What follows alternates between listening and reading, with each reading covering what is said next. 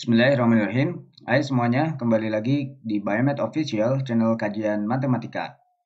Oke, pada video kali ini kita akan membahas tentang diskritisasi dari persamaan transport. Khususnya yang kita akan bahas di sini adalah metode FTBS, Forward Time, Backward Space. Oke, bagaimana mengenai penurunan dari metode FTBS untuk persamaan transport? Mari kita simak materinya. Oke, sebelum kita masuk ke penurunan dari persamaan transport untuk metode beda hingga, kita harus mengetahui terlebih dahulu prinsip daripada metode beda hingga. Nah, prinsipnya itu dia meliputi mengenai kekonsistenan, kemudian kestabilan, dan kekonvergenan. Apa itu istilah konsisten, stabil, dan konvergen dalam prinsip metode beda hingga? Berikut ini adalah penjelasannya. Pertama, awalnya kita memiliki persamaan diferensial, khususnya di sini adalah persamaan diferensial parsial, ya.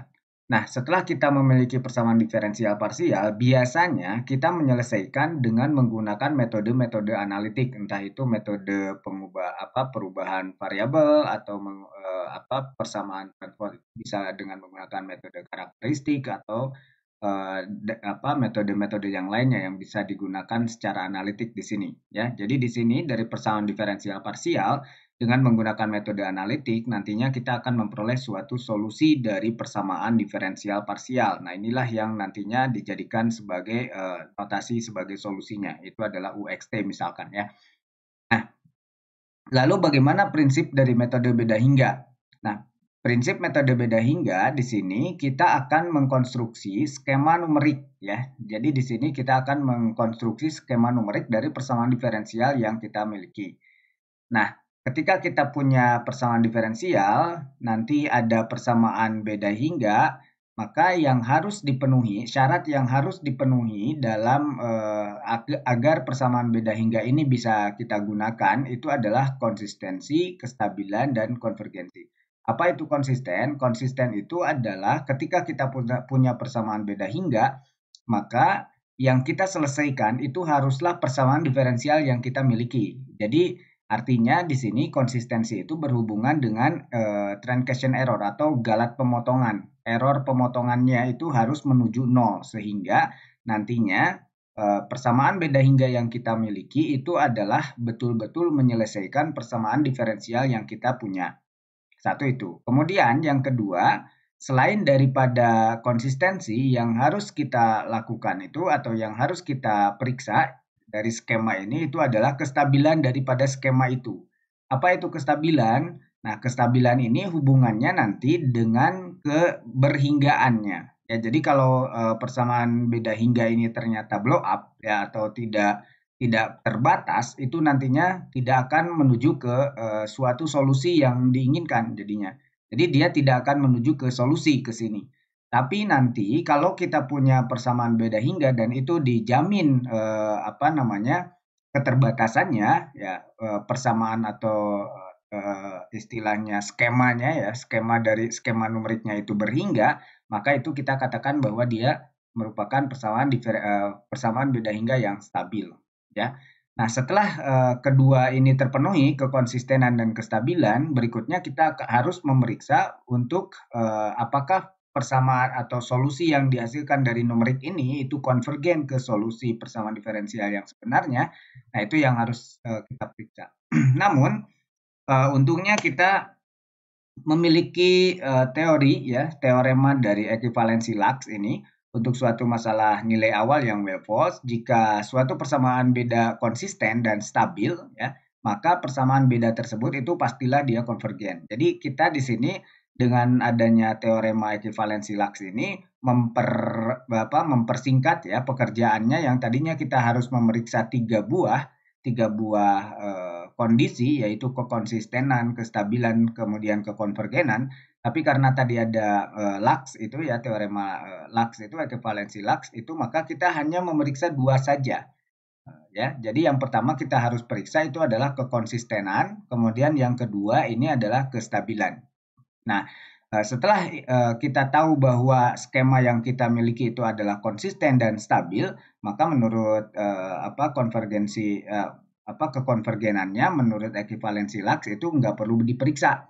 Karena apa? Karena ketika persamaan beda hingga itu konsisten dan stabil, maka sudah bisa dipastikan bahwa persamaan beda tersebut atau skema numerik yang kita miliki atau yang kita konstruksi itu adalah konvergen, gitu ya.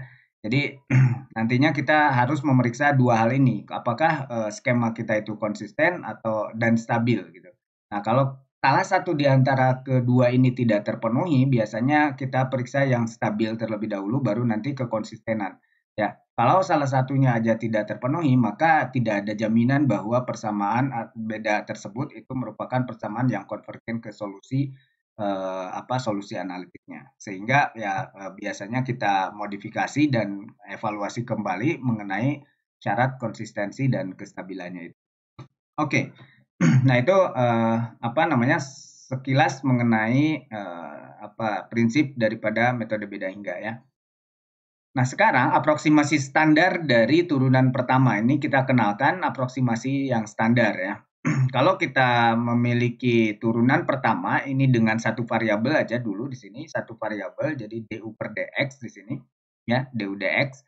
Itu aproksimasinya adalah kalau ini berhubungan dengan backward atau yang mundur. Jadi ketika kita punya nah ini kemiringan kan ya, turunan pertama ini kan diartikan sebagai kemiringan ya. Kalau kita posisi kita itu sedang berada di sini, ya ini adalah J misalkan ya posisi kita, atau ini adalah X ya. Kita punya X di sini posisinya. Oke, ini adalah X. Nah, ini kan kalau dalam koordinat kan nanti ada X, ada Y-nya ya, seperti ini. Nah, untuk yang ini, kemiringan ini atau turunan pertama ini itu kita gunakan yang sebelumnya ya, yang sebelumnya. Jadi ketika posisi kita ada di sini ya, posisi kita ada di sini, maka untuk menghitung turunan pertamanya itu kita memerlukan informasi dari sebelumnya. Jadi di sini ada X means delta X. Jadi daerah atau selisih ini kan delta X ya.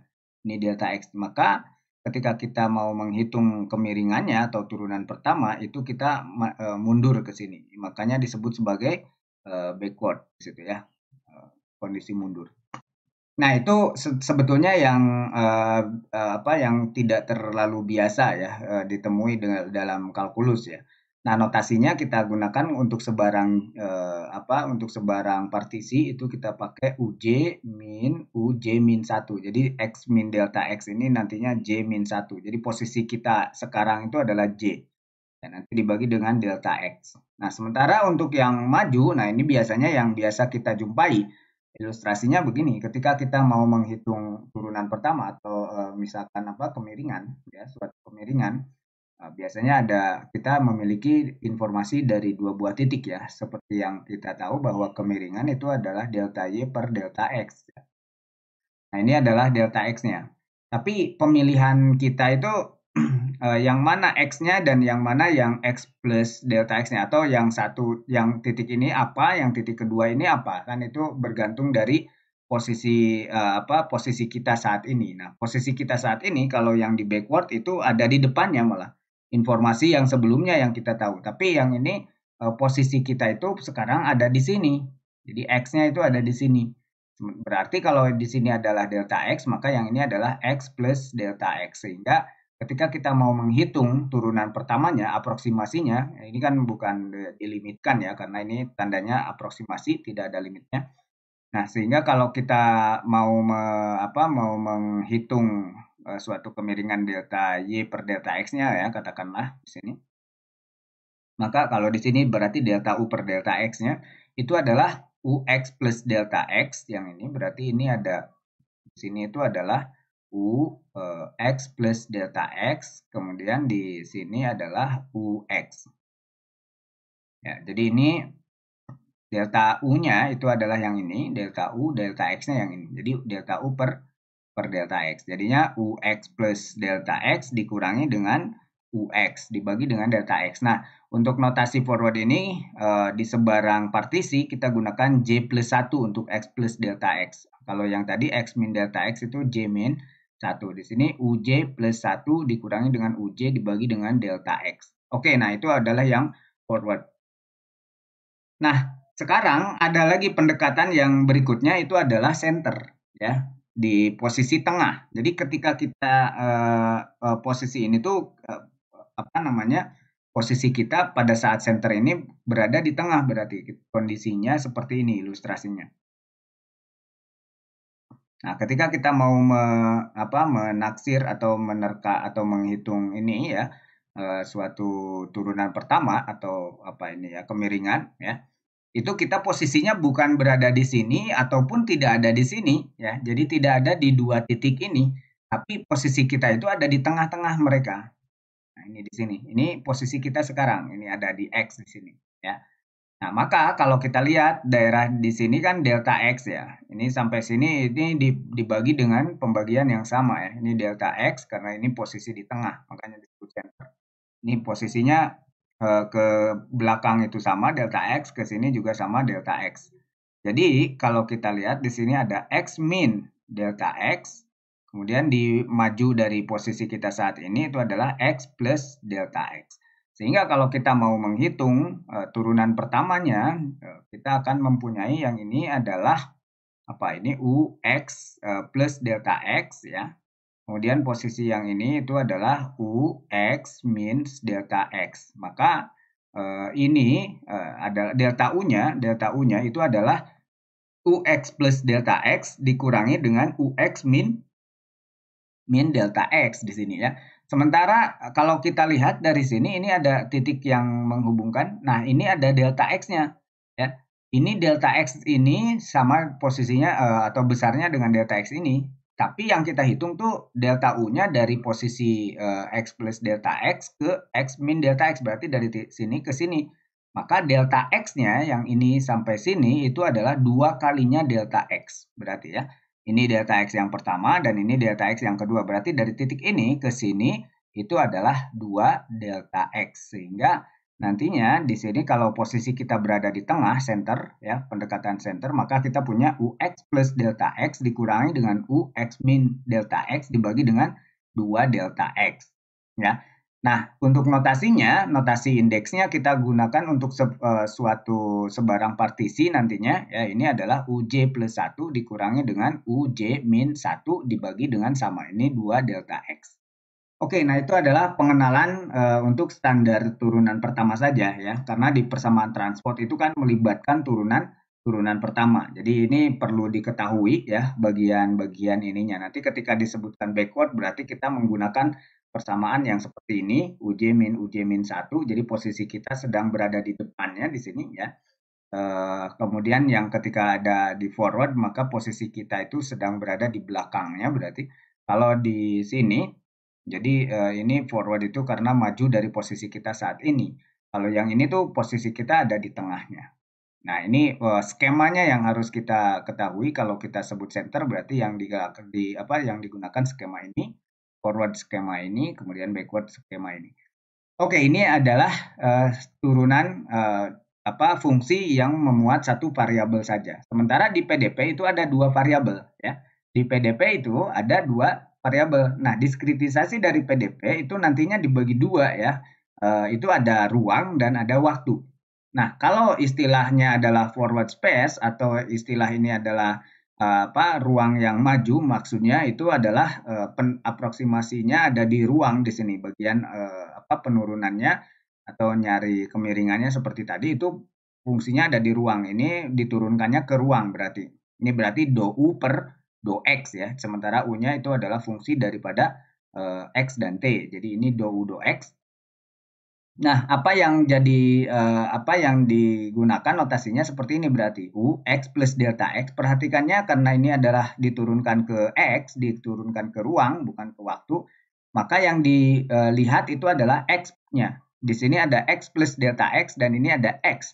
Tinggal T-nya tetap aja ya. Di bagian ini T-nya tetap saja. Jadi posisi T saat ini. Nah, sementara ini ya karena forward ini dibaginya delta X. Nah, notasinya sekarang karena ada waktunya, itu waktu untuk partisi tertentu kita gunakan N. Jadi untuk waktunya. Sehingga notasi untuk skema ini itu adalah UJ plus 1 Ya, untuk notasi ruang di sini X plus delta X-nya jadi J plus 1 dan ini N untuk waktu sekarang T. Dikurangi dengan UJN dibagi dengan delta X. Nah, berikutnya untuk yang backward space, ya, backward space itu berarti posisi kita itu berada di depannya, ya. Jadinya UX nantinya dikurangi dengan UX min delta X jadinya, ya. UX min delta X. Sementara T-nya tetap saja karena yang kita tinjau di sini adalah yang backward itu adalah space-nya, ya, ruangnya, X-nya di sini. Nah, untuk notasi ini berarti posisi kita saat ini UJ ke N di sini, ya, kemudian dikurangi dengan UJ min 1N. Berarti ini posisi sebelumnya tapi di waktu yang sama, begitu. Dibagi dengan delta X. Oke, sebetulnya ada lagi ya kalau kita mau lihat center ya tinggal ngikuti aja pola yang center, nanti yang di delta X-nya ini dibagi dengan 2 delta X. Tapi kita akan masuk ke pendekatan yang berikutnya untuk waktu ya. Jadi perhatikan di sini forward time misalkan ya, nanti ini di sini ada center ya. Nanti polanya sama aja. Nanti ketika kita mau yang ruangnya misalkan menggunakan pendekatan center, maka pakai yang ini tapi di X-nya. Nah, yang ini forward time berarti yang jadi acuan itu adalah T di sini ya. Yang kita perhatikan di sini adalah turunan terhadap T. Berarti di sini X-nya tetap saja pada posisi saat ini. Tapi T-nya, perhatikan di T-nya ini adalah T yang berikutnya di sini. Waktu untuk berikutnya T plus delta T dikurangi dengan T di sini ya. Maka kita punya di sini UJN plus 1 dikurangi dengan UJN. Jadi N plus 1-nya di sini ya. N plus 1-nya itu menunjukkan T plus delta T-nya. Jadi ini untuk waktu yang berikutnya begitu. Dibagi dengan delta T begitu ya. Kemudian kalau center time berarti yang waktunya itu pendekatannya menggunakan skema center. Jadi UT ini skemanya center time. Jadi kita punya T plus delta T, T min delta T. Nah, ini makanya dibaginya juga dengan 2 delta T. Nah, sehingga kita memiliki skema untuk center time ini adalah UJN plus 1 dikurangi dengan UJN min 1 dibagi dengan 2 delta T. Nah, seperti itu ya. Oke, dalam persamaan transport ya, dalam persamaan transport kita tahu bahwa kita memiliki AUT, jadi ada turunan terhadap waktu ditambah dengan BUX ya. B-nya dan A-nya itu adalah suatu konstanta. BUX berarti itu adalah turunan terhadap ruang di sini ya. AUT ditambah dengan BUX sama dengan 0. Ini adalah persamaan transportnya. Nah, kalau kita sederhanakan bentuk koefisien atau konstantanya ini biar tidak terlalu banyak konstanta, kita bagi kedua ruasnya dengan A, sehingga nantinya akan membentuk persamaan transport UT plus DUX sama dengan 0. Begitu ya. UT plus DUX sama dengan 0. Dengan D-nya berarti B per A ya. Nah, yang akan kita amati itu adalah pada ruang 0 sampai L. Jadi ini adalah domain pengamatannya. Tentu di sini untuk T yang positif ya. Nanti kita mengamati di posisi ini tuh 0 sampai L itu untuk T yang positif. Nanti kita akan lihatnya di T yang positif.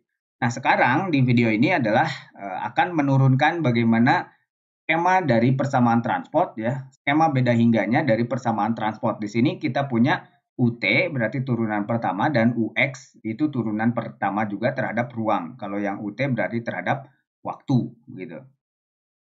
Oke, bagaimana kita lihat skemanya? Perhatikan skema numeriknya yang kita akan bahas pada video kali ini itu adalah metode Upwin atau kita sebut juga sebagai FTBS. Apa itu FTBS? Ini adalah forward time, backward space. Berarti yang waktunya itu menggunakan pendekatan forward, maju, kemudian ruangnya, space-nya itu menggunakan pendekatan backward atau mundur gitu ya. Sehingga yang ini kan tadi UT ya. Kalau saya tulis ulang persamaan transportnya ini adalah UT plus DUX sama dengan 0. Berarti UT-nya ya, karena kita menggunakan pendekatan forward ya, kita pakai yang seperti ini skemanya UJN plus 1. Nah, ini yang menunjukkan forwardnya ya. Ini ada indikasi forwardnya di sini. N plus 1 dikurangi dengan UJN per delta T. Kemudian ditambah dengan D, ini D-nya tetap. Tinggal turunan pertama terhadap X di sini, berarti BS ini adalah backward space, berarti space-nya atau ruangnya menggunakan yang pendekatan backwards. Jadinya UJN min UJ min 1N dibagi dengan delta X itu sama dengan 0. Nah, kalau kita susun ulang bagian ini, ya kita mungkin saya perlu menunjukkan di sini untuk menyusun ulangnya. Itu tujuan kita itu adalah mengamati untuk T yang positif. Jadi T berikutnya. Jadi kita susun ulangnya terhadap UJN plus 1 jadinya. Ya, kita tulis dulu yang bagian ini UJN plus 1, yang ini suku pertama UJN plus 1 min UJN, nanti delta T-nya itu nanti dibagi ya, dikalikan nantinya. Ini kita punya min D, berarti min D UJN dikurangi dengan UJ, ini pindah ruas saja, min 1N dibagi dengan delta X. Nah, ini dikali ya, ini berarti pakai kurung biar enggak ini tertukar nantinya. Ini semuanya dikali dengan delta T kan, karena delta T ya kan dari sini ya, dari bagian ini. Atau kalau kita tulis ulang lagi, ini UJN, jadinya UJN plus 1 itu sama dengan yang ini pindah ruas lagi, UJN ke sini ya, dikurangi. Nah, ini kita tulis ulang menjadi D dikali dengan delta T per delta X ya. Delta T per delta X jadinya ini berarti UJN ya dikurangi dengan UJ min 1N. Atau kalau kita misalkan D dikali dengan delta T per delta X itu adalah C seperti yang ada di sini, maka nantinya kita akan sampai pada skema yang ini ya. Jadi skema kita yang akan digunakan adalah skema numeriknya untuk FTBS dari persamaan transport itu adalah bentuknya seperti ini ya. Coba kita lihat di sini kita punya UJN ya, min C berarti ini min C. Kemudian ini ada kita keluarkan aja min C UJN, ini berarti jadi plus C UJ min 1N ya. Atau kalau kita kolek ke UJN jadinya 1 min C ya, 1 min C UJN begitu ditambah dengan C UJ min 1N. Maka ini udah sama bentuknya menjadi pola seperti ini. Ini skemanya adalah UJN plus 1 di sini ya, sama dengan 1 min C UJN ditambah dengan C UJ min 1N. Oke, apa yang menjadi acuan atau yang menjadi kebutuhan daripada skema ini? Perhatikan acuannya. Ketika kita berada pada posisi ini, misalkan kita diskritisasi ya, untuk 0 sampai L tadi ya, pengamatan kita itu dari 0 sampai ke L. Berarti kita nantinya 0 sampai L itu kan dipartisi. Kemudian waktunya juga itu dipartisi juga. Waktu kita partisi, kemudian L-nya atau ruangnya juga kita partisi. Jadinya kotak-kotak seperti ini kan. Yang horizontal ini menunjukkan ruang, kemudian yang vertikal ini menunjukkan waktu N-nya terus bertambah, yang ini J-nya yang bertambah menuju ke L. Nah, sehingga yang ini ruas ini itu adalah delta X dan ruas ini itu adalah delta T ya. Nah, posisi kita itu adalah di sini ya. Untuk skema atau stensil ya, biasanya disebut sebagai stensil. Posisi kita itu ada di sini.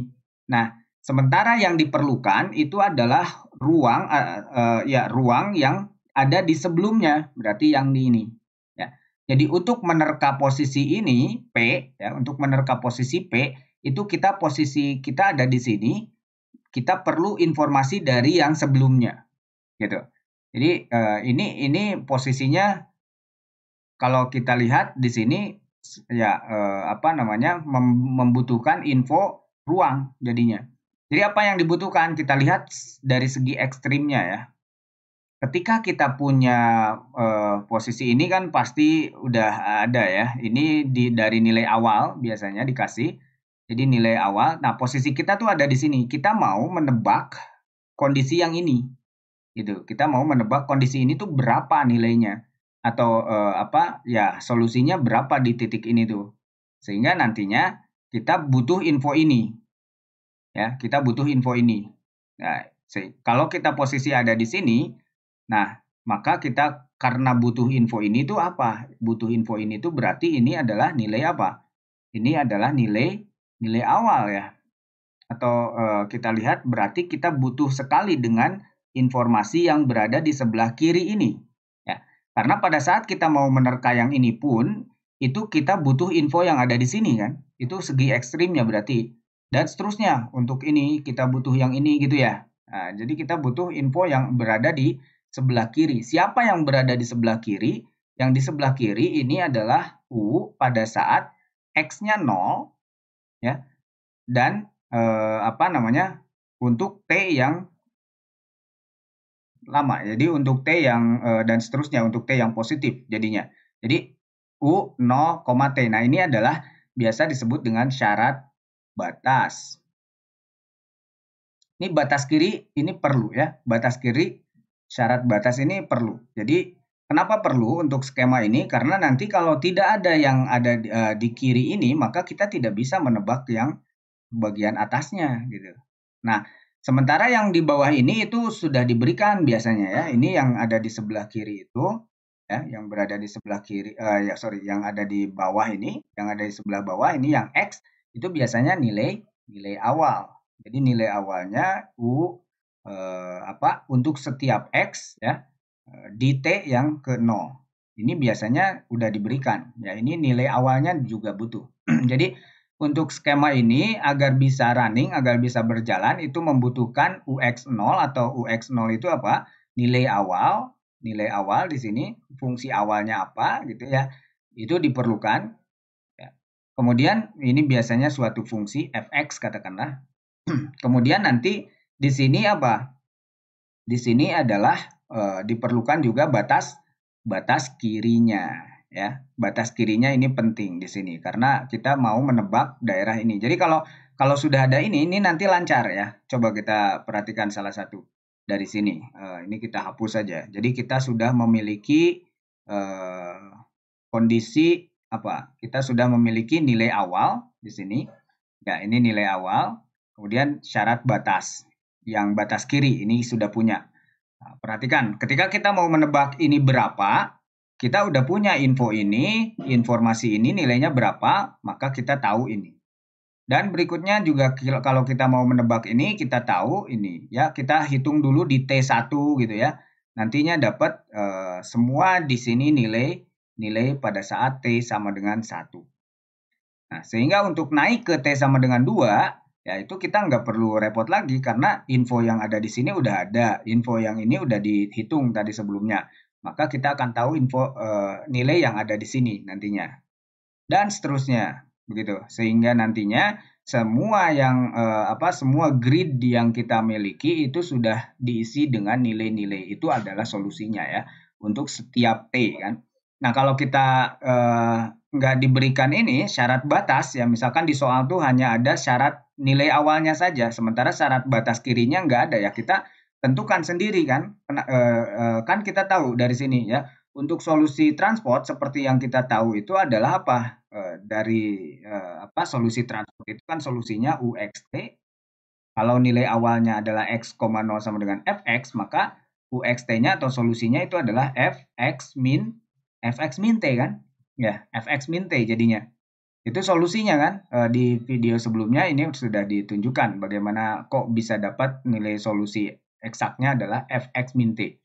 Nah, di sini berarti kalau kita mau menentukan syarat batas kiri, ya ini syarat batas kiri itu kita tinggal nolkan aja di bagian X-nya berarti. Nanti untuk U0X berarti kita sudah punya, U0T itu kita udah punya berarti F min T. F-nya dari mana ya? Dari nilai awal ini ya, dari nilai awal. Oke, nah seperti itu skema numerik untuk FTBS dan informasi yang dibutuhkan agar skema ini bisa running dalam program itu ya seputar tentang skema numerik ini, yaitu diantaranya adalah syarat batas kiri itu harus ada dan nilai awal tentu itu dibutuhkan untuk menentukan nantinya syarat batas kiri dari sana ya. Sementara berarti sampai skema numeriknya dulu, nanti di berikutnya itu kita akan lihat apakah skema ini stabil. Jadi ini kan belum dicek ya.